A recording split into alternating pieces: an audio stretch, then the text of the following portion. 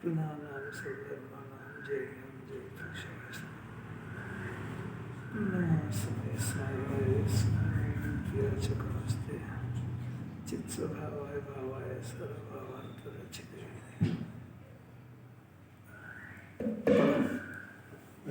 जीव अकारण परिणामित द्रव्य है, अर्थात जीव जिसका कोई कारण नहीं है, ऐसे भाव से स्वतंत्र रूप से परिणमने वाला द्रव्य है। इसलिए उसे अपने भाव स्वाधीन रूप से करने में सचमुच कौन रोक सकता है? वह स्वतंत्र रूप से अपना सब कर सकता है। कितनी अलौकिक बात है। देखो, जीव जो है अकारण पारणमिक द्रव्य है। अकारण का अर्थ होता है उसको अपनी सत्ता को टिकाने के लिए किसी अन्य की आवश्यकता नहीं होती है।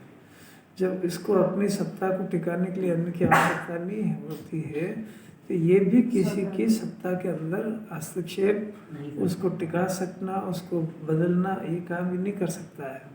परंतु जीव ऐसा होने पर भी अपना काम मैंने सम्यक दर्शन ज्ञान चारित्र रूप परिणमना, ये अपना काम है।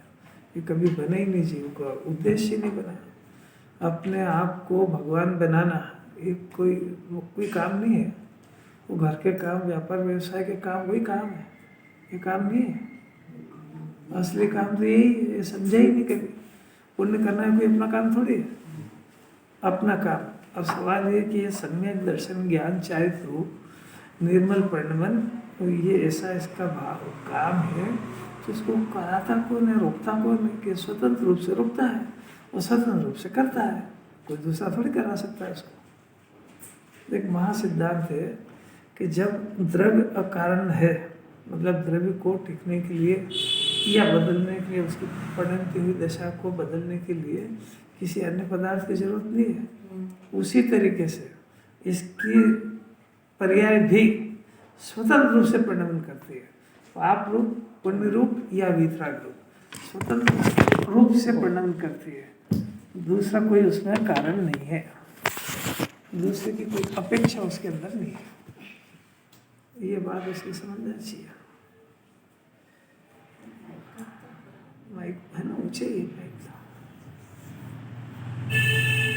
ये इसको ऐसा भ्रम है कि द्रव्य गुण में तो कोई अकारण है, पर्याय में कोई ना कोई तो कारण होगा चाहिए मेरे को, तो इसीलिए वहाँ अटका हुआ है। जिस दिन समझ जाएगा कि मेरे सम्यक दर्शन ज्ञान चारित्र की पर्याय स्वतंत्र रूप से अपने आत्मा को अपना मान सकती है, तो वही दृष्टि टूट जाएगी इसकी। बगैर टूटे उसका ये काम नहीं होगा उसको।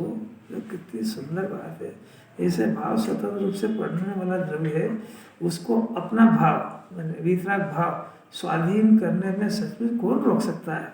वो स्वतंत्र रूप से अपना काम कर सकता है। ऐसा नहीं समझ पा रहा है, समझ जाएगा उस दिन अपना काम कर लेगा, समझ जाएगा, कर लेगा, करके दिखा देगा।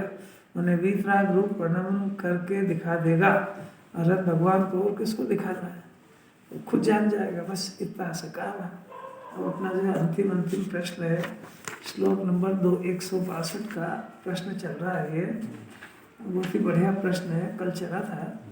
आप कह चुके हैं कि सम्यक दृष्टि के निद्रा होती है, बंद नहीं होता है। किंतु सिद्धांत में गुणस्थानों की परिपाटी में अविरत सम्यक दृष्टि इत्यादि के बंद कहा गया है, और घाती कर्मों का कार्य आत्मा के गुणों का घात करना है। इसलिए दर्शन ज्ञान से वीर इन गुणों का घात भी विद्यमान है, और चारित्र मोह का उदय नवीन बंद भी करता है। यदि मोह के उदय में भी बंद न माना जाए तो यह भी क्यों न मान लिया जाए कि मिथ्या दृष्टि के मिथ्यात्व अनंतानुबंधी का उदय होने पर भी बंद नहीं होता। कितना समझने का प्रश्न है। जयचंद साहब छाबड़ा से प्रश्न कर रहे हैं कि आपने ऐसी धुन लगा दी कि सम्यक दृष्टि के बंद होते ही नहीं है। उसके भोग निर्जा के कारण है। जब सम्यक दृष्टि हो गया, यानी दर्शन मोह उसका चला गया, तो उसको जो चारित्र मोह रहता है उसमें कर्मों का बंधन होता है। फिर भी आप कहते हो कि उसको बंधन नहीं होता है। तो जब चारित्र मोह के होने पर आप बंधन नहीं कहते हो, तो दर्शन मोह के रहने पर भी मिथ्यात्व अनंतानुबंधी का बंधन नहीं होता है, दूसरे बंधन नहीं होता। ऐसा कहो तो क्या आपत्ति है? ऐसा प्रश्न कर रहे हो।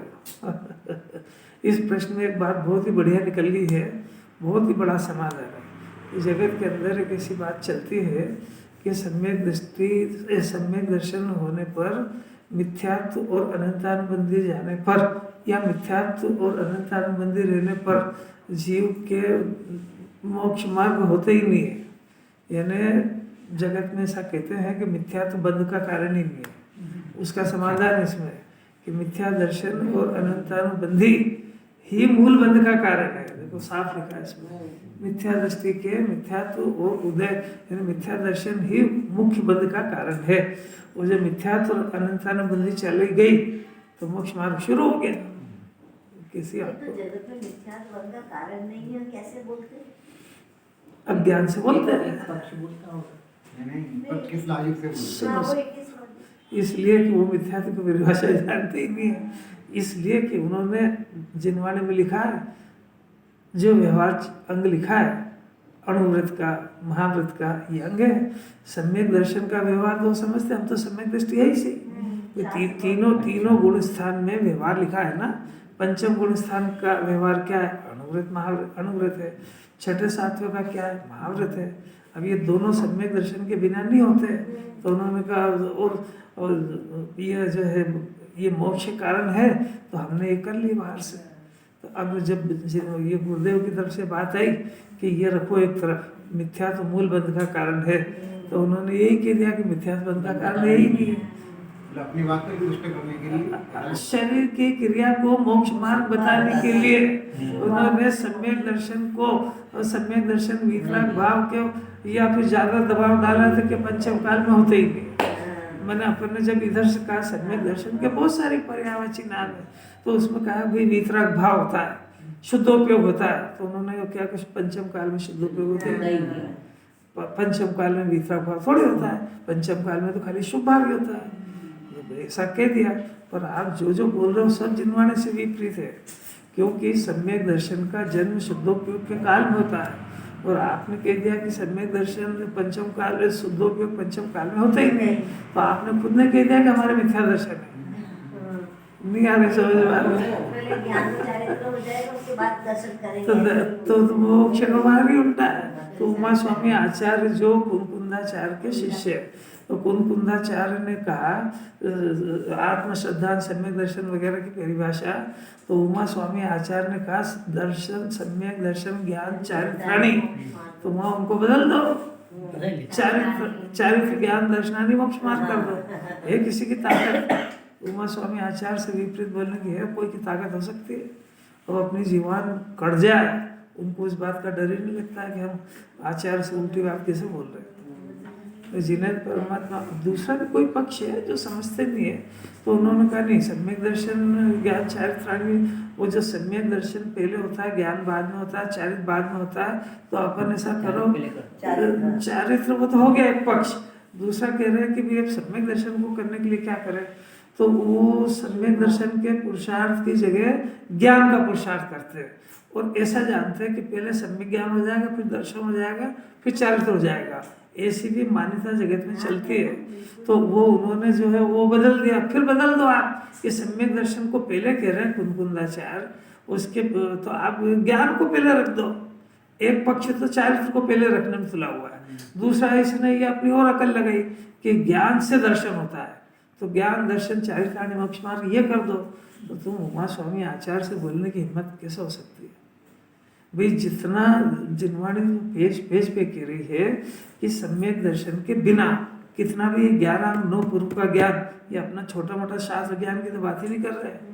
ये अपने पंच परमागम पढ़ लिए, ये पढ़ लिए, तो ये अपने आप को मान रहा है मेरा ज्ञान बहुत बढ़ गया। जिनवाणी से पूछो कि सम्यक दर्शन के बिना का सारा ज्ञान कुज्ञान है, मिथ्या ज्ञान है, अनंत संसार का कारण है। तो तू है किस भ्रम में कि मैं इस ज्ञान से सम्यक दर्शन कर लूंगा? तो सम्यक दर्शन करेगा तब इस ज्ञान को सम्यक ज्ञान कहेंगे। कितनी अलौकिक बात है। तो कुछ समझना चाहिए ना कि भाई अपना ये ज्ञान बढ़ रहा है। जिनवाणी ये नहीं कह रही कि ज्ञान ज्ञान बढ़ा, जिनवाणी कह रही इस ज्ञान के आधार से पहले अपनी श्रद्धा को सही करो, तब ये ज्ञान नाम सम्यक ज्ञान नाम पाएगा। और तब सम्यक ज्ञान पाएगा तभी सम्यक दर्शन से ही निर्विकल्प आनंद का जन्म होता है, तभी चारित्र का अंकुर फूटता है, ज्ञान से खाली से नहीं फूटता है।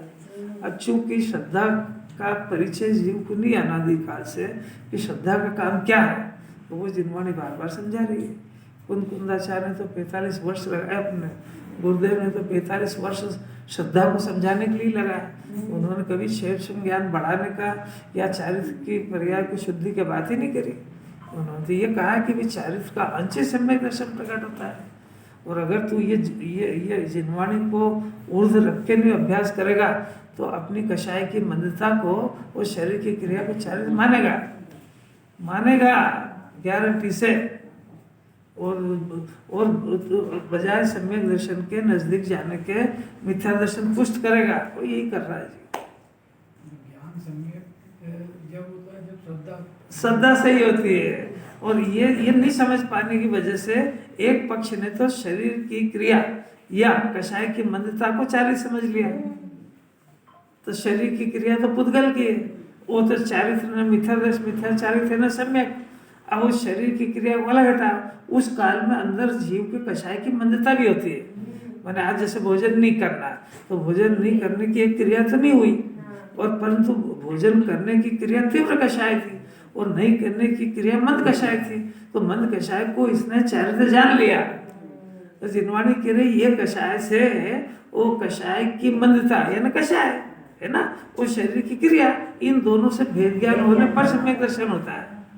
और तुमने इसको मोक्ष मार्ग मान लिया तो सम्यक दर्शन का काम तो रह गया ना। श्रद्धा यही तो करानी थी कि एक अजीव की क्रिया है, एक आश्रम की क्रिया, एक जीव की क्रिया है। तो जीव की क्रिया तो जानने रूप है, और वो भी सही जानने रूप है। तो द्रव्य को द्रव्य रूप, पर्याय को पर्याय रूप जानता तो ज्ञान सम्यक होता। अब तू तो शरीर की क्रिया को अपनी जान लिया, और कषाय की मंदता भी मैंने करी है, शुभ भाव में चली गई। मैंने करी, वो मिथ्या दर्शन में गया। जो ऐसा उपदेश आता है अज्ञानता में, तो जो हो सो थोड़ा है कि पहले कषाय मंद करो। तो आपने क्या कहा, आपको मालूम है कि कषाय की क्रिया का कर्ता जीव को सिद्ध कर दिया है। तो वो कषाय से एकता करेगा तभी कषाय को मंद कर सकता है, और ये तो जिनवाणी को भिन्न कराना था। मेरी बात समझ आ रही है मुझे? यानी ये जो कुछ भी करता है कषाय को बढ़ाने घटाने के काम करता है। हाँ, तो ये जो बढ़ाने घटाने का काम करता है ना, वो सुनता भी अज्ञानियों से। वो कहेंगे वैसे कषाय तो मंद करो ना। तो ये करने का काम जब हो सकता है जब उस पर्याय से एकत्व हो। वो जिनवाणी तो सवेद ज्ञान करा रही है। जिनवाणी कह रही है कि ज्ञान ज्ञायक को जानने का अभ्यास करे, तो वो ज्ञायक को जानने का अभ्यास करे। उस समय कषाय की पोजीशन क्या है कि ऑटोमेटिक मंद होती है, ऑटोमेटिक मंद होती है, और भेद ज्ञान करने पर ही उसका अभाव होता है। इसकी बजाय क्या अभ्यास करना शुरू कर दिया, पहले कषाय की मंदता करो। तो ये कषाय की मंदता, ये कषाय की मंदता हुई जब तो तेरे को विचार आ रहा है। तीव्र कषाय में तो खाने पीने का 5 इंद्रिय का विषय का परिणाम आएगा। तो कषाय के काम तो समझो जरा क्या है। कषाय का कम करने वाला, अभाव करने वाला जीव नहीं है, कषाय से भेद ज्ञान करने वाला जीव है। उस कषाय से भेद ज्ञान करो, ये जिनवाणी का उपदेश है। कषाय को मंद करो, ये उपदेश नहीं है, क्योंकि भेद ज्ञान वो जीव की पर्याय, वो जीव की पर्याय में जीव अपना काम कर सकता है, बाहर आश्रम में नहीं कर सकता है। तो कषाय को जब तुम मंद करने का कह रहे हो, तो कषाय का अभाव करने का भी कह दो। अरे जब मंद ही कर सकता है ना, अच्छा अभी मंद कर सकते हो तो अभी तीव्र करके बताओ। अच्छा जब तीव्र चल रही है तब मंद करके बताओ कि वो तीव्र में जो भभक रहा है वो है, उसकी इच्छा के विपरीत जरा सा बोल के तो देखो, तो वो भभक रहा है ना उस समय बोलो कि मंद कर। वो मंद क्या तुम्हारी तीव्र करा दे। और हाँ, ये हो गई ना। इसलिए जिनवाणी ये काम करते, जो काम ये कर चुका है। आप बच्चे से कह रहे हो कि बराबर 5 बजे उठ और एक्सरसाइज कर, पढ़ाई कर। अब ये दोनों काम कर रहा है, फिर उसको ये उपदेश, तो कहेगा पापा आपका दिमाग ठीक है कि नहीं? जो काम आप कह रहे हो तुम ऑलरेडी कर रहे हो। ऐसे ही ये पंचपरमेष्ठी के पास चला गया, इसने शास्त्र पढ़ लिए, इसने कषाय की मंदता कर ली, षट आवश्यक पाल रहा है, उसको फिर वही उपदेश दो, षट आवश्यक पालो। उससे आगे की क्लास पढ़ा ना उसको। आगे की क्लास ये है कि इससे भेद ज्ञान करो, अपने ज्ञान को सम्यक करो, अपने ज्ञान को सम्यक करने का पुरुषार्थ करो, बढ़ाने का पुरुषार्थ नहीं मांग रही जिनवाणी, क्योंकि वो काम ऑटोमेटिक होता है। जब सम्यक बनाने का पुरुषार्थ करते हैं तो वो कषाय की मंदता में ही होता है, और कषाय की मंदता जो आप उपदेश दे रहे हो तो ऑटोमेटिक हो रहा है उसके अंदर। कषाय से भेद ज्ञान करने का पुरुषार्थ करो, यानी कषाय से भेद करके अपने शुद्धात्मा को स्व जानने का अभ्यास करो, और ये अभ्यास ऑटोमेटिक कषाय की मंदता में ही होता है। ये कषाय की तीव्रता में तो परिणाम ही नहीं आएगा उसको। तो जिसको आप उपदेश दे रहे हो उसको जरूरत नहीं, वो क्लास पास कर चुका है वो। हम कषाय को मंद करने का पुरुषार्थ करते। फिर से देखो, अपन जब घर पे रहेंगे तो अपन उपदेश क्या देंगे बच्चों को? मंदिर जा। अब मंदिर आ गया तो क्या उपदेश दोगे? बोलो स्वाध्याय कर। अब स्वाध्याय करने लगा तो फिर क्या बोलोगे? फिर उसके आगे क्या बोलोगे कि फिर घर जा? पढ़ने का ही तो भाई जो आ गया उस क्लास की अगली बात करो ना। जो कषाय की मंदता वो कर चुका है, और उसको इससे ज्यादा कषाय की मंदता की आवश्यकता नहीं है। इससे ज्यादा कषाय की मंदता जो द्रव्यलिंगी ने करी है, तो द्रव्यलिंगी ने इतनी ज्यादा कर ली कि उस समय भी भेद ज्ञान की पात्रता चली गई। नहीं, बहुत अलौकिक बात है। रोटी बनती है ना, रोटी गैस के ऊपर बनती है, तो एकदम गैस को सिम पे कर दो तो भी रोटी नहीं बनेगी, चीटी पड़ जाएगी। वो सब बोल रहे, सब पता है तो रोटी। और अगर एकदम तेज कर दी तो रोटी बनती कहाँ है? मीडियम आंच में, उसके लायक तापमान में रोटी बनती है। ऐसा सम्यक दर्शन का पुरुषार्थ एकदम बहुत मंद में भी नहीं होता है और एकदम तीव्र में भी नहीं होता है, मीडियम में ही वो एक काम हो सकता है। जब कषाय की मंदता भी है, कषाय तीव्र भी नहीं हो, एकदम मंद भी नहीं है। अब ये जो अपना मनुष्य पर्याय का जो ये काल है, ये मीडियम में ही चल रहा है, सारी पात्रता है इसके पास। ये बताओ, हम इसके मंद कषाय में बैठे तब क्या करें इसके बाद? यही तो रोज चल रही बात यही तो रोज चल रही है कि कषाय की मंदता में ही जगत के भी सारे नियम ऐसे ही हैं। आपको किसी से अगर विवाद हो गया हो तो जब उसका कषाय का टेम्परेचर डाउन हो, जब जाके उससे बात करो तो समझ सकता है। अब तीव्र में तो वो भी जोर से बोलेगा, ये भी जोर से बोलेगा, कोई समझौता होने वाला नहीं है। सब आप इसको बीपी शुगर की बीमारी है और ऑपरेशन करना है, तो ये नॉर्मल कंडीशन होगी तो होएगा, और ये हाई होगी तो भी नहीं होगा, और एकदम लो होगी तब भी नहीं होएगा। तो डॉक्टर क्या करते हैं? सबसे पहले नॉर्मल मैंने एकदम बीपी बढ़ावा बिल्कुल इक्वल रेंज का, तो मेडिसिन से बराबर करके फिर सर्जरी करते हैं। ऐसा इसकी भी बीमारी है, या तो तीव्र कषाय में भभकता है या एकदम बंद है। दोनों स्थिति में काम नहीं होता है, मीडियम में काम होएगा उसका।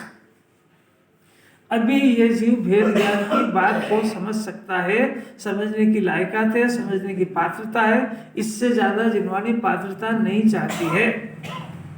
हो गया इसका काम, बस कि वो जिनवाणी समझने लगा, बस वो भेद ज्ञान की बातें प्रेम से सुनने लगा, और उसको जिनवाणी के हर अंग की बात अच्छी तरह से समझ में आने लगी। उसको जिनवाणी का प्रभावना अंग समझ में आ गया कि सम्यक दर्शन होने पर अपने प्रभावना अंग का जन्म होता है, परंतु अपने को सम्यक दर्शन नहीं हुआ हो तब भी अपनी भूमिका के अनुसार कोई ऐसा काम नहीं हो कि काम तो अपन काला करें और बदनाम आनंद भगवान हो, महावीर भगवान हो, गुरुदेव बदनाम हो। बात समझ में आ रही है? आपसे प्रभावना नहीं हो रही ना, तो मत करो। जैन दर्शन की अप्रभावना तो मत करो। नहीं आ रही? कोई बात समझ में आती है कि नहीं आती? कि खाली गर्दन हिलाता है, समझता कुछ भी नहीं है। भाई ये जो है ना, अभी गुरुदेव के मानने वाले हैं अपन लोग, तो सारी दुनिया सफेद कपड़ों पे देखती, दाग सफेद भी दिखता है, तो वो जो है उनकी कितनी भी क्रिया गलत हो वो कुछ नहीं कहेंगे। पर अगर मुमुक्षु के यहाँ किसी बच्चे ने बिस्किट भी खा लिया तो कहेंगे ये देखो मुमुक्षु। और अगर उसने बाहर की रसोई में दही बड़ा खा लिया तो वो जानता है, वो भले ही खाता पर वो जानता है कि दही बड़ा द्विदल है, महाअवक्ष है। उसने रात्रि भोजन कर लिया तो महाअवक्ष है, ऐसा वो देख लेता है। तो वो किसको बदनाम करता है? पहले करा उसने मुमुक्षु को, ये देखो मुमुक्षु। किसको कहते हैं? ये गुरुदेव को मानना है। अरे हमने बहुत देखे हैं गुरुदेव को मानने वाले, रात्रि भोजन भी करते हैं, जमीकन भी करते हैं, और क्या क्या करते हैं, तो बात ही मत करो। तो ये किसको बदनाम करा इसने? मुमुक्षु, फिर गुरुदेव, और गुरुदेव में सिमंदर भगवान, और सिमंदर भगवान महावीर भगवान, तो पूरे जैन शासन को इसने कलंकित किया। ये प्रभाव न हुई? क्या प्रभाव न हुई? ये पहले की पात्रता हो, सम्यक दर्शन के पहले की बता रहे। अरे कुछ समझता है कि नहीं समझता है? आपसे नहीं हो रही तो मत करो ना, तो आप प्रभावित तो मत करो। सारी दुनिया के अंदर सारे अन्यमति के लोग भी जानते हैं कि जैनियों में रात्रि भोजन नहीं चलता है। तो आप ये निमंत्रण दोगे तो खुद ही पूछेगा सर मैं शाम को 5 बजे आ जाऊंगा, पर मेरे तो सब चलता है। तो तूने चलता है, मैंने क्या कहा, तूने मालूम है क्या तेरे को? तो सारे अजैनों के ज्ञान में ये डाल दिया है कि जैनी सब कुछ करते हैं। जैन दर्शन की छाप इसने अपने हाथ से खराब करी ना। ये जीव सम्यक दर्शन का भी अधिकारी हो सकता है, मोक्ष अधिकारी की बात तो बहुत दूर है। नहीं, कुछ भी नहीं समझ आती इसको। भाई अपना रिलेशन महावीर भगवान से, कोई बच्चे ने गलत काम किया तो उसका बाप बदनाम होगा कि नहीं? इतना कंट्रोल नहीं है तो आप पहले ये कर लो, चुपचाप रहो। कितनी अपूर्व बात है। गुरुदेव से बड़ा कोई दृष्टांत नहीं हो सकता है। उन्होंने उनके श्वेतांबर काल में दिगंबर ग्रंथों का अध्ययन किया, उनको 100% ये सिद्धांत श्रद्धान होने लगा कि दिगंबर धर्म ही परम सत्य है, पर उन्होंने उसको उजागर नहीं करा। उसके सत्य श्रद्धान के बाद भी 50 ग्रंथ पढ़े इसके अकेले में बैठ के, और खूब अध्ययन करने के बाद बिल्कुल दृढ़ता हो गई। उसके बाद ये डिक्लेयर करा कि ये मैं ये अंगीकार करता हूँ। तो आप भी इतना अभ्यास और अध्ययन कर लो, जब इतनी दृढ़ता आ जाए तब बाहर करो कि मैं हो ये हूँ और ये हूँ। तो कोई बात तो ये है, जैन कुल में पैदा होना यानी इसको आत्मा की बात सुनने को मिलना, यानी इसको जिनेंद्र भगवान का, सिद्ध भगवान का आमंत्रण कार्ड आ गया है सिद्ध भगवान बनने के लिए। अभी आमंत्रण को स्वीकार करे कि ठुकरा है, ये इसकी पात्रता की बात है। यहाँ तो बात यह होना चाहिए कि महावीर भगवान के शासन काल में महावीर परमात्मा को नमस्कार करते हुए, नमो रंताण बोलते हुए, ये भाव उसको पैदा हो कि महावीर परमात्मा है जिनेंद्र देव, आपने अनंत काल से भटकते भटकते और ये अपने शुद्धात्मा का ज्ञान श्रद्धान करके और मोक्ष को प्राप्त किया, तो मेरा जन्म भी आपके शासन काल में हुआ है। तो आपने जो काम करा है मैं भी उसको करने का संकल्प करता हूँ। इसका नाम महावीर भगवान के सामने चिंतन करना है, नहीं तो महावीर के शासन को बदनाम करेगा। तो सम्यक दर्शन मोक्ष का मार्ग तो बहुत दूर है, सम्यक दर्शन की पात्रता भी खो देगा। पर कुछ समझ में क्या पता क्या आती है कि नहीं आती है, और वो घायल नहीं हो ऐसा जिनवान केवल ने नहीं देखा। ढीठ बालक की तरह सुनता है, काम वही करता है। बहुत अद्भुत बात है भाई। क्षयम ज्ञान 11-9 पढ़ लिया गुरुदेव से, हजारों बार जिनवाणी से सुनो बार बार। क्षयम ज्ञान बढ़ाना मोक्ष मार्ग नहीं है, श्रद्धा को सुधारने का प्रयत्न करो। श्रद्धा रूठ गई है, उसको सिर्फ इतना सा मनवाना है कि मैं ज्ञाता हूँ करता नहीं, वो रूठ गया है। मैं मरता हूँ, मैं अनादि अनंत हूँ, तो ये 2 पॉइंट नहीं आ रहे उसके ख्याल में। मैं अनादि अनंत हूँ, एक बार उसका स्वर निकल जाए। मैं ज्ञाता हूँ, ये स्वर निकल जाए। मैं शाश्वत हूँ, ये स्वर निकल जाए। मैं अनंत गुणों की खान हूँ, ये स्वर निकल जाए। मैं पराधीनता से जीना मेरा जीना नहीं है। मेरे को जीवन के लिए रोटी कपड़ा मकान की आवश्यकता नहीं है। जिससे मैं जीता हूँ ऐसा अस्तित्व गुण मेरे पास मैं लेकर के आया हूँ। ऐसा स्वर उसका निकले बगैर ये बातें खाली बातें रहेगी, कोई लाभ नहीं होने वाला। कठिन बात है। प्रश्न से निकल रहा है कि सारी दुनिया, क्योंकि ये पुनपुंदाचार के समय में भी सम्यक दृष्टि का अंतरंग और सम्यक दृष्टि का बहिरंग, तो सम्यक दृष्टि का बहिरंग मिथ्या दृष्टि के बहिरंग से मिलता जुलता ही रहता है पूरा। बल्कि हो सकता है कि सम्यक दृष्टि को कषाय की तीव्रता देखी जाए और मिथ्या दृष्टि को कम देखी जाए, पर जो जीव सम्यक दृष्टि का अंतरंग समझ जाएगा उसको पूरा मोक्ष मार्ग समझ में आ जाएगा। क्योंकि अरहंत भगवान का अंतरंग बहिरंग एक जैसा है। वो कहते हैं आहार संज्ञा, जीव नहीं खाता तो उन्होंने सिद्ध कर दिया नहीं खाता है, जीव नहीं मरता तो उन्होंने सिद्ध बन के सिद्ध कर दिया। मुनिराज से भी बहुत कुछ सिद्ध हो जाता है, क्योंकि वो जैसा जैसा कह रहे हैं वैसा वैसा उनके आचरण में पाया जाता है। उन्होंने कह दिया 5 इंद्रियों के विषय में सुख नहीं है तो उन्होंने छोड़ दिया है। जीव को ठंड गर्मी से प्रभावित नहीं होता है तो कपड़े छोड़ दिए, घर में सुख नहीं है तो उन्होंने घर छोड़ दिया। इसलिए वहाँ उनके चर्या चर्चा में किसी तरह का कोई विरोधाभास नहीं है, इसलिए उनकी बात को समझने में भी कोई ज़्यादा परेशानी नहीं आती है।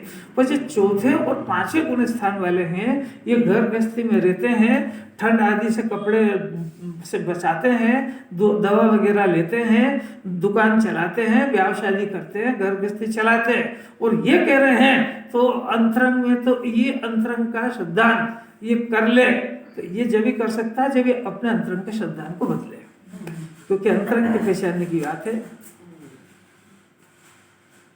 अब ये अंदर के दूसरे के मन की तो सब बातें जान लेता है, पर ये आचार पंच परमेष्ठी सम्यक दर्शन से लेकर के जो मोक्ष पर, तो जो मुनिराज की परिभाषा सुनो जरा, जो मनन करे उसको मुनि कहते हैं। तो इस परिभाषा में सम्यक दृष्टि भी आ गए हैं चौथे 5वें, कि वो स्वरूप के मनन चिंतन में लगे रहते हैं। कोई बाहर से कपड़े छोड़ने को मुनि थोड़ी कहते हैं। मुनि की परिभाषा ये कि जो मनन करे तो किसका करे, पर का करे कि जो अपने स्वभाव का मनन करे उसको मुनि कहते हैं। तो चौथे 5वें वाले सब मुनि बन चुके ज्ञान के अंदर। तो बाहर से क्या देखना उसमें, बाहर से ना जीव सुखी दिखता ना दुखी दिखता, बाहर से जो दिखेगा सब अज्ञान। जो दर्शन मोह और चारित्र मोह का अंतर नहीं जानता उसी के लिए सब गड़बड़ है। ये शायद जिनवाणी का एक शब्द भी नहीं जानता, एक शब्द भी। अभी आपसे पूछते हैं निमित्त उपादान क्या जानते हो, क्रमबद्ध पर्याय क्या जानते हो, वो आत्मा का स्वरूप क्या जानते हो, पंच परमेष्ठी का स्वरूप क्या जानते हो, कषाय राग भिन्न भिन्न है क्या जानते हो, आपके हाथ में कषाय करना है कि छोड़ना क्या जानते हो। आप जो जवाब दोगे वो सारी गलत है। शास्त्र से ज्ञान होता है कि आत्मा से होता है, जो कहोगे आप कहोगे ज्ञान से होता है तो भी गलत है, क्योंकि ललक तो पूरी गेयों में लगी हुई है।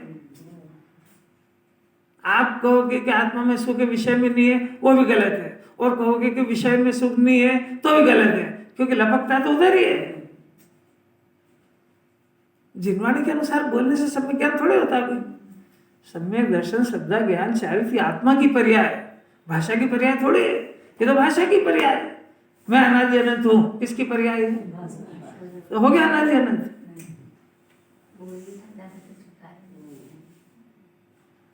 कितनी कठिन लगती है, क्योंकि इसके ऊपर जवाबदारी आती है, क्योंकि ये अपने आप को थोड़ा ज्ञानी और मोक्ष मार्गी समझने लगा, तो इन बातों को सुनने से इसको लगे मैं तो मिथ्या दृष्टि जो करती है, ये तो है क्या करें इसको, ये तो है आदत खराब है तो है। अब सुधारने की तो बात ही सरल इतना है कि एक व्यक्ति की झूठ बोलने की आदत हो गई है। अब उसको झूठ बोलने की आदत छुड़ाने के लिए क्या करना चाहिए कि वो रोज माला फेरे कि मैं आज से सत्य बोलूँगा, आज से सत्य बोलूँगा, कल से नियम करूँगा। ये सत्य बोलने की प्रतिज्ञा से सत्य नहीं बोला जाता है, तो सत्य बोलना शुरू कर दे, झूठ बोलना बंद हो जाएगा। कि मैं आज से झूठ नहीं बोलूँगा, ऐसे कितने ही वादा करिए, नहीं समझ। झूठ बोलने की आदत को छुड़ाने के लिए भगवान के सामने कि मैं आज के बाद झूठ नहीं बोलूँगा, तो ये उसका विधान ही नहीं है। तू तो सत्य बोलना शुरू कर दे तो झूठ चला ही गया। सरल को क्यों कठिन करना? अरे कितनी अलौकिक बात है। अब ये इसलिए कठिन पड़ती है कि बंधन का कारण एक तो विपरीत श्रद्धा है और एक चारित्र की कषाय है। चारित्र की कषाय क्या? चारित्र क्या जाने, एक कषाय रूप पढ़ने बने और एक मान्य रूप पढ़ने बने। अब जिनवाणी के अंदर दो हिस्से कर दिए इसके, एक श्रद्धा का विपरीत था और एक चारित्र के विपरीत था। ये दो हो गए। तो सम्यक दृष्टि के श्रद्धा की विपरीतता जाने से श्रद्धा संबंधी मिथ्या दर्शन संबंधी बंधन नहीं होता है, और मिथ्या दर्शन जाने के बाद अनंतानुबंधी कषाय उसके साथ रहती है, उसका भी बंधन नहीं होता है, और चारित्र की कषाय रहती है। अब ये जीव को किसी भी जीव की श्रद्धा नहीं दिखती है, इसको चारित्र का यानी कषाय दिखती है, और अपनी भी श्रद्धा नहीं दिखती है, अपनी भी कषाय दिखती है। और जिनवाणी को श्रद्धा दिखाना है, कषाय नहीं दिखाना है। क्योंकि कषाय जो है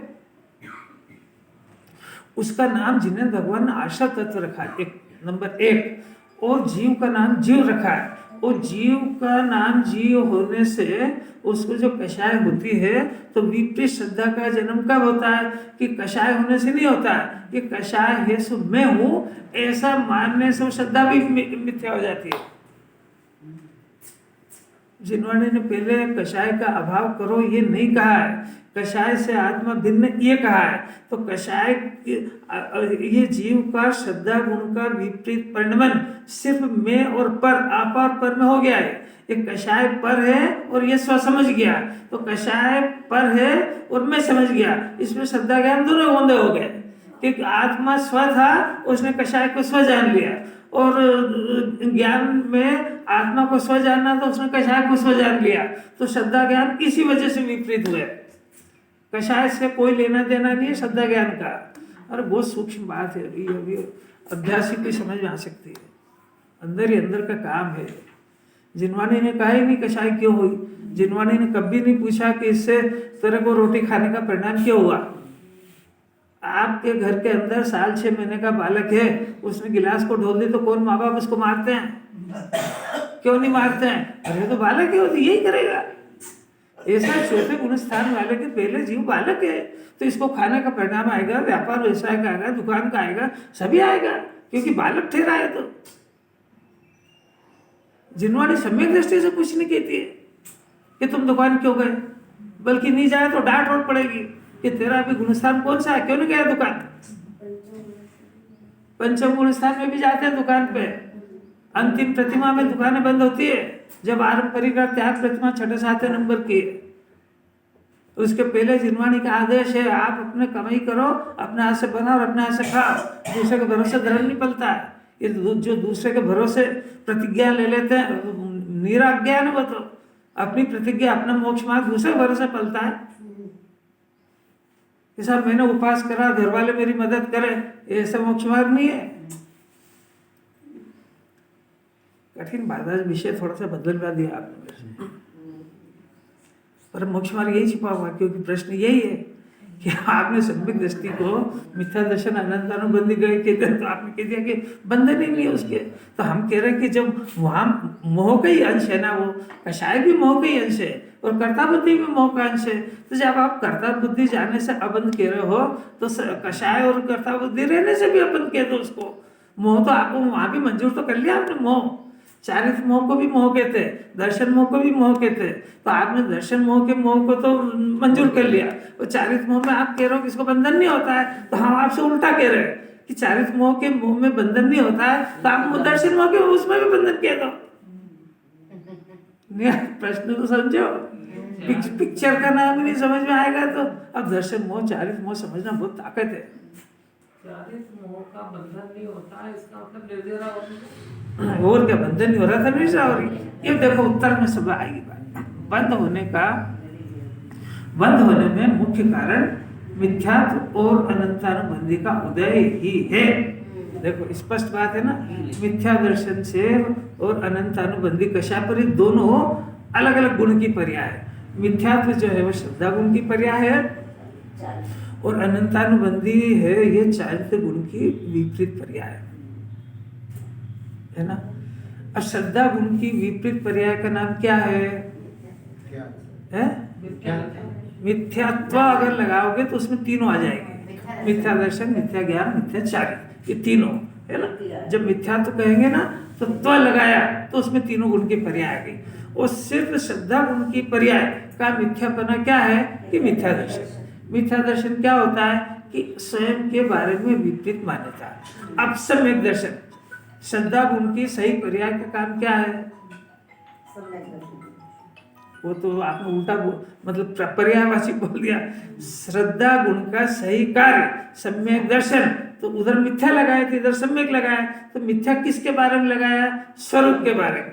ऐसे स्वरूप के बारे में सम्यक क्या है कि जीव ज्ञाता है, कर्ता नहीं है। तो ये अगर कर्ता मानता है तो मिथ्या दर्शन, और ज्ञाता मानता है सम्यक दर्शन। क्यों? क्योंकि आत्मा जैसा है वैसा मानता है। ये सरल है कि कठिन? अच्छा, अब आत्मा की लाइफ टाइम से देखो, अनंत गुणों का एक एक का सोचो, खूब सोचो। आत्मा कैसा है कि लाइफ टाइम अनादि अनंत है। ये किसने कहा? इसीलिए भगवान ने। अब हम अपने अपने मिथ्या दर्शन की श्रद्धा की पर्याय से पूछते हैं, वो कैसा मानती है? मैं मर जाऊंगा तो किसके बारे में बोल रहा है?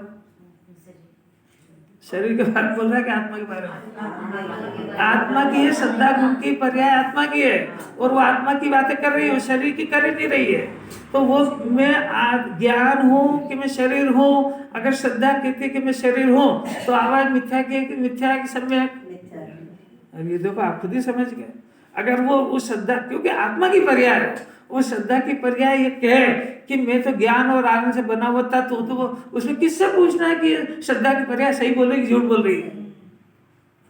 क्योंकि वो अपना परिचय दे रही है।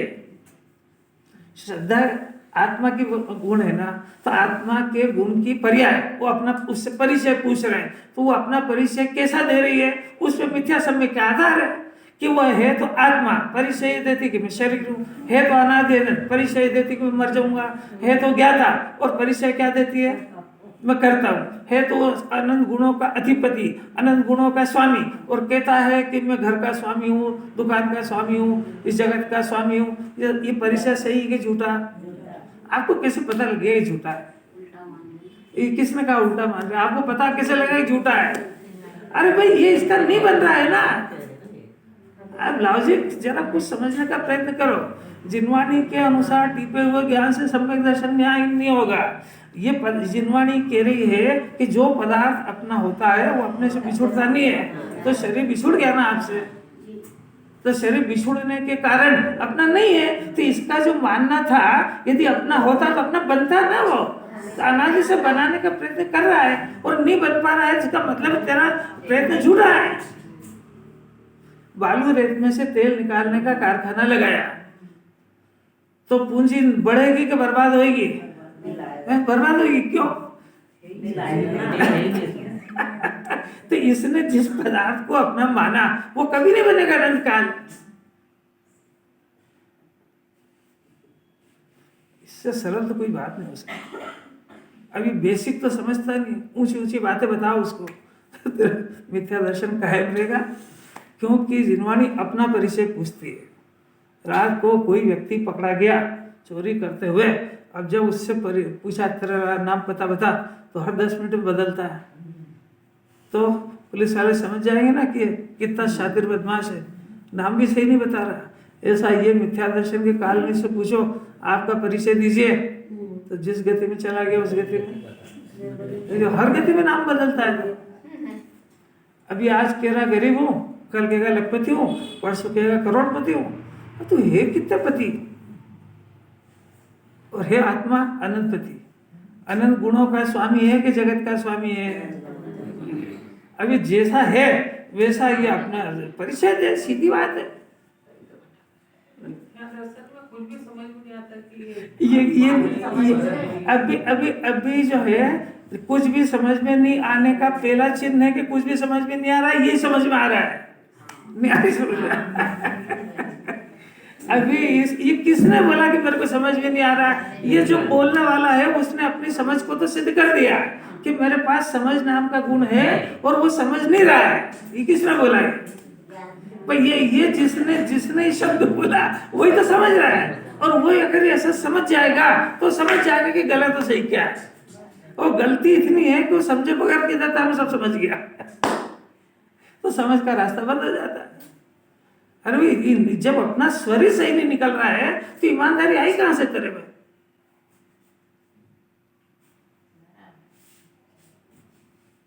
कितना गजब है। हर जगह उल्टा बोलेगा क्योंकि अपराधी है। और देखो यहाँ जगत के अंदर भी वो उसके ऊपर कोई आरोप लगा तो पहले बचने की कोशिश कर, मैंने थोड़ी करा, मैं अपने को निर्दोष सिद्ध करता है। तो जिन्होंने तो बताया नहीं कि जीव निर्दोष है, जबरदस्ती झूठे क्यों कायम करता है? देखो बंद के होने मुख्य कारण मिथ्यात्व और अनंतानुबंधी का उदय ही है। और अब सम्यक दृष्टि के तो उसका अभाव हो गया। चलो स्पष्ट हो गया ना। सम्यक दर्शन होने पर मिथ्यात्व और अनंतानुबंधी कषाय चली गई है। इसका अर्थ देखो, इतनी सारी परिभाषा से समझ जाना चाहिए कि हम किसकी बात सुने और किसकी नहीं सुने। ये जिनवाणी से प्रश्न होते ही नहीं है कि हम किसके सुनने जाए, कि जहाँ पर मिथ्या दर्शन से अभी इतनी सारी बताइए ना मिथ्यात्व की परिभाषा है, जहाँ पर मिथ्या दर्शन संबंधी मान्यताओं को पुष्ट किया जाता हो या इसको छेड़ा ही नहीं जाता हो, वहाँ कोई बात सुनने की नहीं होती, क्योंकि तेरे को मिथ्या दर्शन का अभाव उनकी वाणी से हो ही नहीं सकता है। जिसकी वाणी में जिसके सम्यक दर्शन रूपी रत्न प्राप्त हुआ है, जिसकी अनंतानुबंधी कषा गई है, वो इन दो ही के स्वरूप का जानकार होता है और उसने उसकी वो हर बार उसकी जानी हुई विधि का उपयोग करेगा और उसी से दूर होगी। जिसका मिथ्या तो नहीं गया, उसकी भाषा से उसके साथ रहने से अपना मिथ्या दर्शन कभी नहीं जाएगा। ये सब समझ जाना चाहिए। आपको कहीं कहीं बताया जाए कि पहले कषाय की मनता करो, तो समझ लेना इसकी बात सुने कि नहीं, ये तो कषाय से एकता करा रहा है। वहां कहे कि भाई पहले कुछ त्याग तो करो, तो अब वहां सुने कि नहीं, तो मत पूछो। आत्मा ग्रहण त्याग से सुनने है। आत्मा में किसी तरह का ग्रहण होता नहीं है, किसी पदार्थ का त्याग होता नहीं है। आत्मा ने तो अज्ञान दशा में मिथ्या दर्शन को ग्रहण किया है, तो मिथ्या दर्शन का त्याग जिनवाणी जरूर कराना चाहती है। तो मिथ्या दर्शन का त्याग कराने के लिए सम्यक दर्शन का ग्रहण होने पर मिथ्यात्व का त्याग होता है। आप सही साथ बोलना तो सीखो। अभी जिसको सही बोलना ही नहीं आ रहा, पढ़ना नहीं आ रहा, उसे क्या सुनना बाकी है? यार क्या कोई बात एकदम केजी की ले रहा हूं मैं तो, क्योंकि सब पढ़े लिखे हैं ना, बड़े बड़े विद्वानों के प्रवचन सुनते हैं। अपने को बड़े विद्वान के समझ में ही नहीं आते, छोटी ही नहीं आ रही समझ में।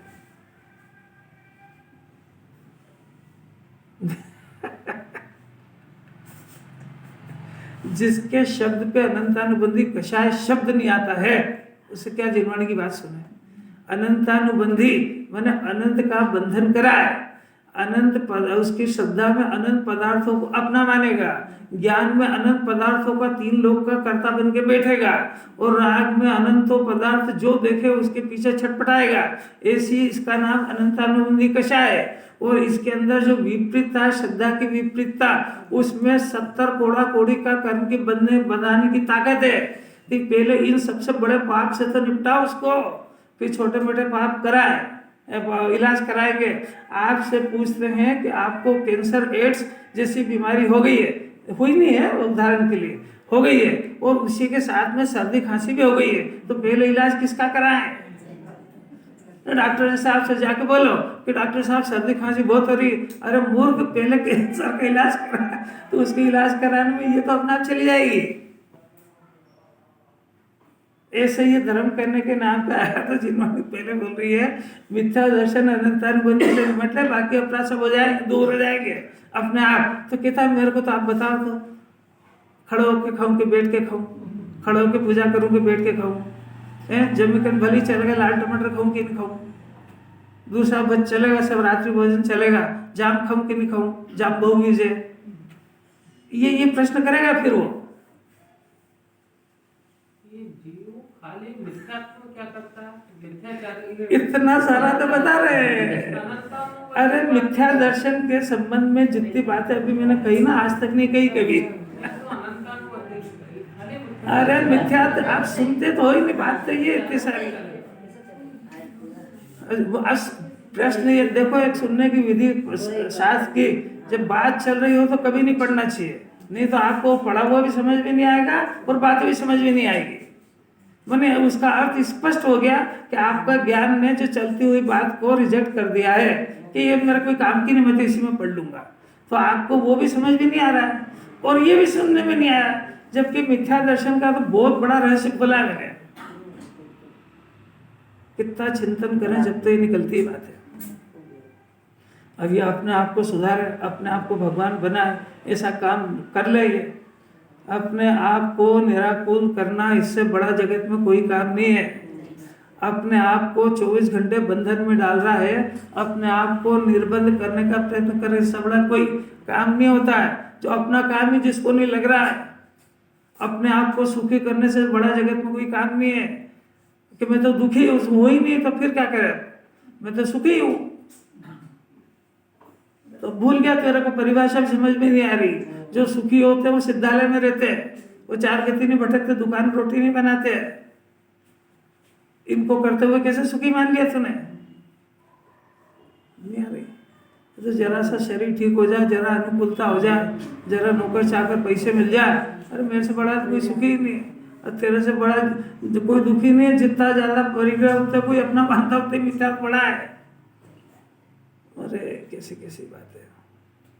सम्यक दृष्टि के उनके अचारित मोह के उदय से यद्यपि सुख गुण का घात होता है, ये बात है, सुख गुण का घात होता है, और मिथ्यात्व अनंतानुबंध के अतिरिक्त उनके साथ रहने वाली अन्य प्रकृति, अतिरिक्त शेष घाती प्रकृति के अल्प स्थिति अनुभव वाला बंध और शेष अघाती कर्म की प्रकृति का बंध होता है। अब ये थोड़ी सी करना नहीं की बात है कि कल फिर से फ्रेश मूड में ले लिया।